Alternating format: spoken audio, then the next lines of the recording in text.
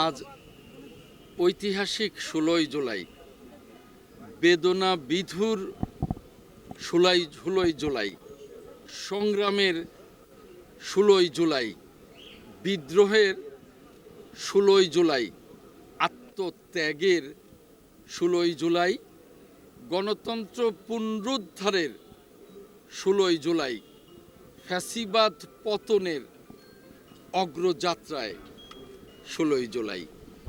সম্মানিত সাংবাদিক বন্ধুগণ, আজকের দিনে ২ বছর আগে এই ১৬ই জুলাই রংপুরের তথা বাংলাদেশের কৃতি সন্তান আবু সাঈদ ওই ফ্যাসিস্টের গুলিতে ঝাঁঝরা হয়ে অকুতুব হয় আবু সাঈদ আজকের দিনে ২ বছর আগে শাহাদাত বরণ করে।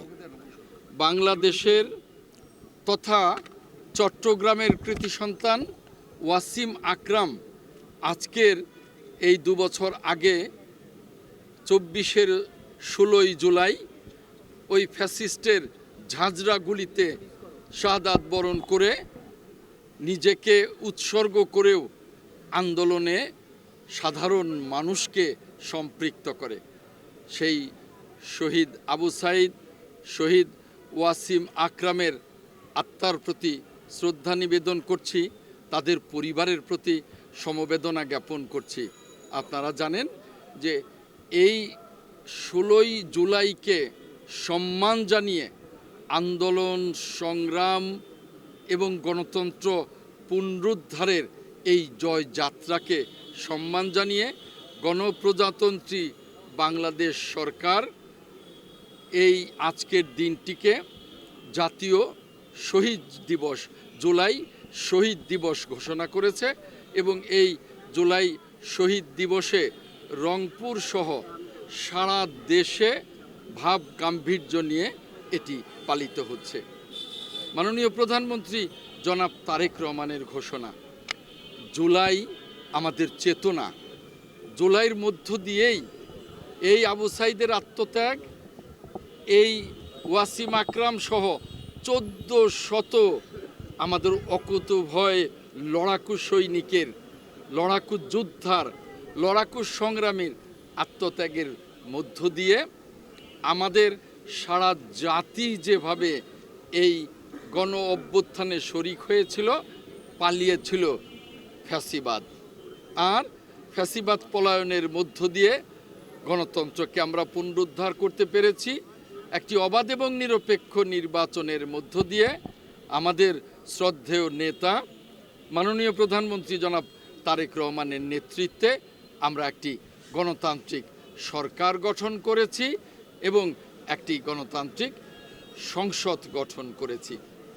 তাই আজকের দিনে আমরা বলতে চাই যে এই জুলাই চেতনা হবে, এই আবু সাঈদ, এই ওয়াসিম আকরাম সহ ১৪শত আমাদের যোদ্ধাদের শাহাদাত বরণের চেতনা হবে আগামী দিনে গণতন্ত্রকে সুসংহত করা, দেশটাকে সমৃদ্ধির পথে এগিয়ে নিয়ে যাওয়া।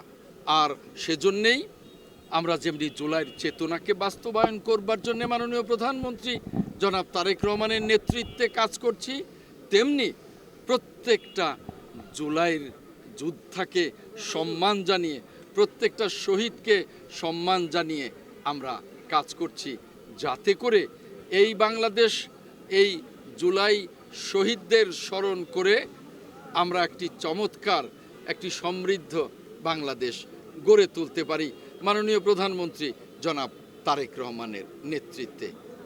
তাই এই জুলাই শহীদ দিবসকে আমরা আমাদের চেতনায় ধারণ করি, চেতনায় লালন করে আমরা এগিয়ে যাব একটি গণতান্ত্রিক সমৃদ্ধ বাংলাদেশ গড়বার জন্যে।